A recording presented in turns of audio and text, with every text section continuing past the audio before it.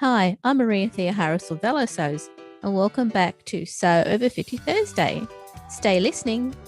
Sew Organised Style podcast acknowledges traditional owners of country throughout Australia. We pay our respects to Aboriginal and Torres Strait Islander cultures and to the elders past, present and emerging.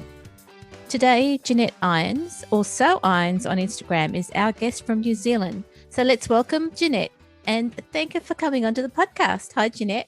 Hi, Maria. Thank you so much for inviting me. You're most welcome. And it's wonderful that we've actually got you here today. Well, our first New Zealand sewist on the podcast. I'm very honoured. I'll try and represent New Zealand well. They had no problems with you being their representative, I'm sure. So how did you develop your online sewing name? My last name is actually Irons, and you do a lot of ironing while you sew. So Sew Irons kind of made sense. Plus it's a little bit of a pun as well. I'm Sew Irons on Instagram, sew.irons. My blog is sewirons.wordpress.com. And I'm also Sew Irons on maneuver.com as well. Great. So that's how listeners can find you in lots of different places. Yes. I was having a look at your background. So when I was going to ask you the question, when you started your sewing, correct me if I'm wrong, was it 2019 that you started sewing or earlier than that? I've been sewing since I was little, but I began sewing again in 2018. I was actually a full-time teacher and I left work to study my Masters of Education. And at that same time, I decided I wasn't going to buy any more clothes. But then I had this wardrobe full of workwear. And going through menopause, my body was changing. So I had to come up with a strategy to get clothes without buying them. So that's when I started sewing again. So did you find that the shapes that you used to wear are the same shapes that you sew now, or have they changed? So different. I was craving comfortable rather than fitted, and my body had changed. And initially I sewed a lot of stuff that just didn't work. And it was only from getting on Instagram and the Sew Over 50 community that I started to look at other people that looked like me. And, you know, it's changed so much. I don't have so many disasters anymore. Thank you to the people who are following Sew Over 50 for helping you out. That's right. Yeah. Yeah, my mum taught me to sew because she sewed all my clothes when I was little. But I was one of 7 children. So I also had a lot of hand-me-downs. And so mum would adjust a lot of my patterns. And I remember particularly a pair of jeans that had been my brother's that she cut down the seam and made them into ABBA pants with this floral insert, made them nice and flared.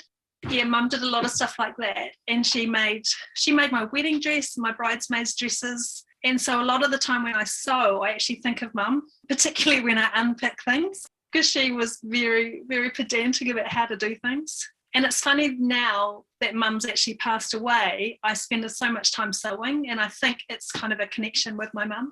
But my grandma was also, she kind of gave me supplies. I remember she gave me a big trunk of old fabric that I used to make dolls' clothes and stuff.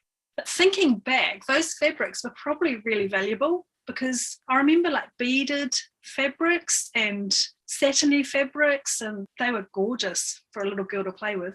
And I also learnt to sew on my grandma's treadle sewing machine because I wasn't allowed to use mum's sewing machine, but the treadle machine was the thing I got to use, which you had to be careful because if you didn't treadle evenly, it would go backwards and break the needles. That was a good way to teach me to sew steadily.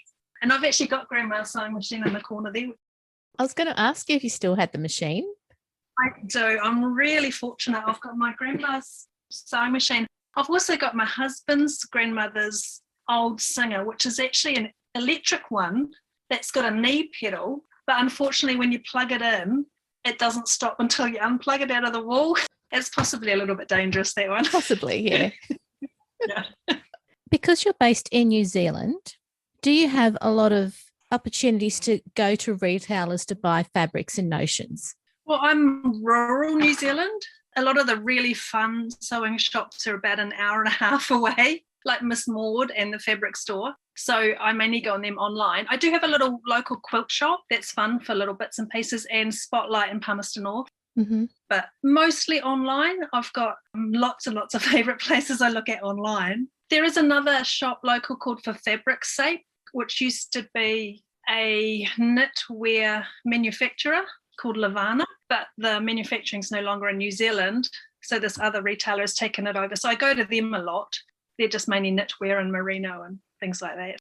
See, a lot of people who don't live in New Zealand crave to buy merino fabric. Well, we just used to have this little shop really close to us in Levin. It was a factory shop, so it was cheap as and amazing, but unfortunately no more manufacturing here. What type of styles do you tend to make now? I love dresses, but in my day-to-day I don't wear dresses a lot.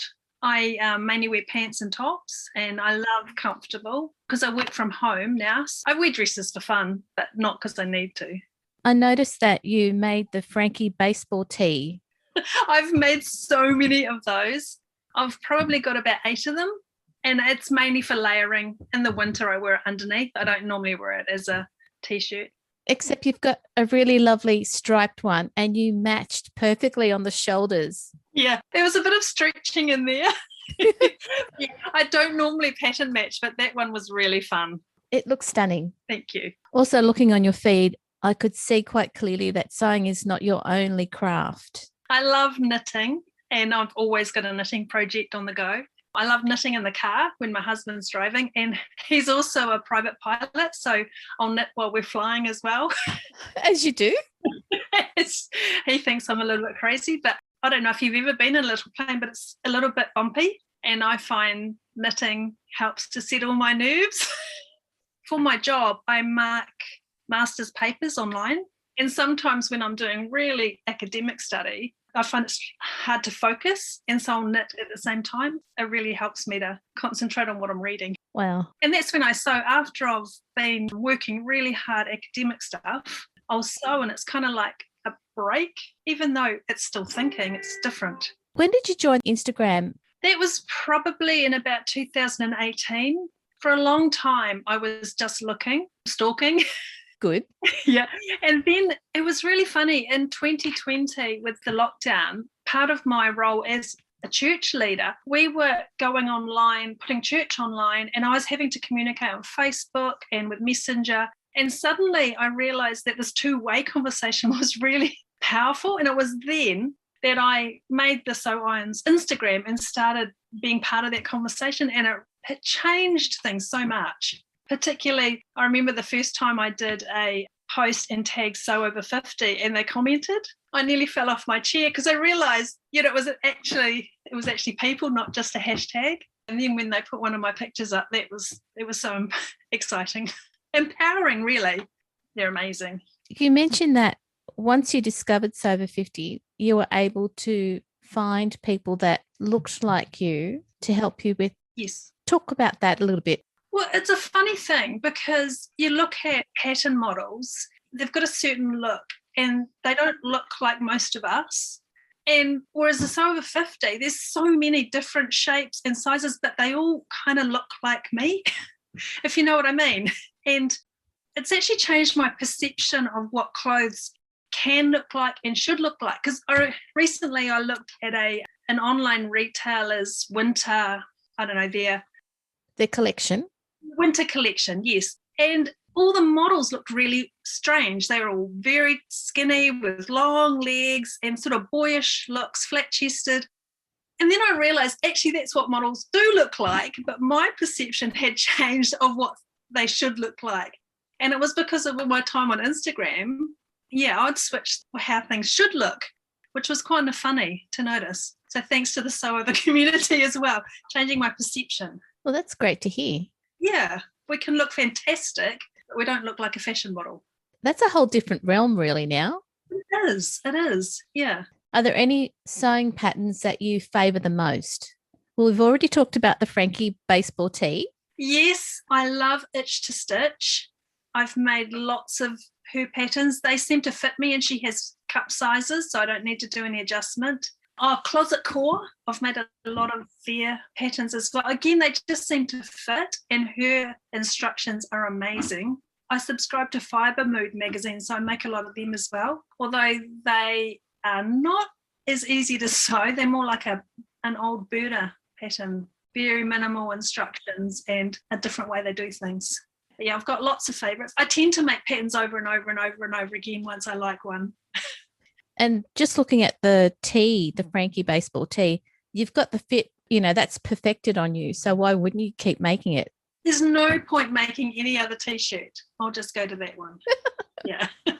What advice would you give listeners who are thinking about following what you've done, which is to make your own clothes, which is what you started a few years ago? I'd say just do it. What I did, I started replacing the ready-to-wear stuff I had. And in some ways that wasn't the right thing to do because it's so easy just to go and buy a T-shirt. And you actually, I think, better to try and make something that you can't buy. And then you see the value of it. For example, a dress, a high-end dress, if you look at a designer dress, look at the price that costs and then make something and compare it with that rather than comparing it with a T-shirt, which you can buy so cheaply and it feels like what you've made hasn't got the value. Yeah. So yeah, I think I did it the wrong way.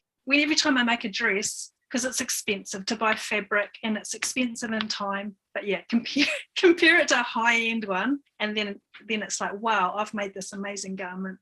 That's a really good point, is replacing what you've got, but the high-end stuff first. Yes, go for something that you actually couldn't afford to buy and make it beautiful. Good point. If we have listeners who still are yet to follow Sew Over 50, what advice would you give to them? Oh, just do it. It makes such a difference. It makes a difference to your perception. We are a community, but they will also encourage you. There's never anything negative. It's always positive and uplifting, especially if you've had negative social media experiences. The sewing community is not like that at all. It's just amazing. Everyone is so encouraging. Wonderful. Yeah, again, just do it. Jeanette, thank you for coming onto the podcast and sharing how you've gone about making clothes that suit you now and the experience that you've had with Sew Over 50. Thank you so much. I've really enjoyed this. Nice chatting with you. Yeah, it's lovely to meet you and it's great that you're our first New Zealand podcast guest. So again, thank you so much. Thank you. And I hope there'll be lots more New Zealand guests. Yes, I do too. And have a lovely day, listeners. This episode of Sew Organised Style podcast was produced by me, Maria Theoharis, with permission of Jeanette Irons, soundbybensound.com. You can subscribe to Sew Organised Style podcast, spelled with an S, not a Z, on all good podcast apps. Post any questions or suggestions you have on our Instagram account at Sew Organised Style or on our website at www.seworganisedstyle.com or on our Facebook page. Make sure you go back and listen to our Sew Over 50 podcast archive. We look forward to joining you in your sewing room next time. Stay safe, everyone.